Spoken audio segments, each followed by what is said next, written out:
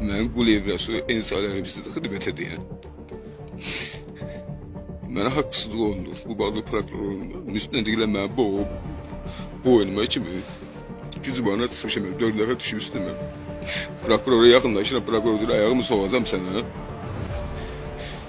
Anam şəhid yazıb ki, oğlumun haqları taplanır. Prezident aparatı yazıb, baş prokurora yazıb. Yani indi mənim üstündə düşübsən deyim, şikayət yazmışsan, deyirəm məni şərəfsiz, oğraş, biqriyyət. Daha nələr deyilmir də, mənə yəni təhqir olunmuşum.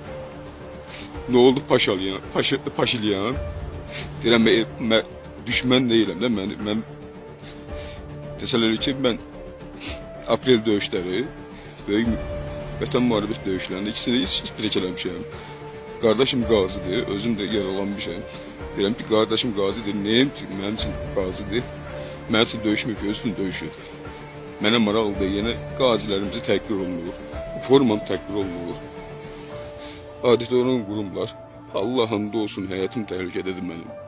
Yəni, özümə qəsd eləmək istəyirəm belə. O belə bir verəcək deyim ki, özümə belə qəsd eləmək istəyirəm.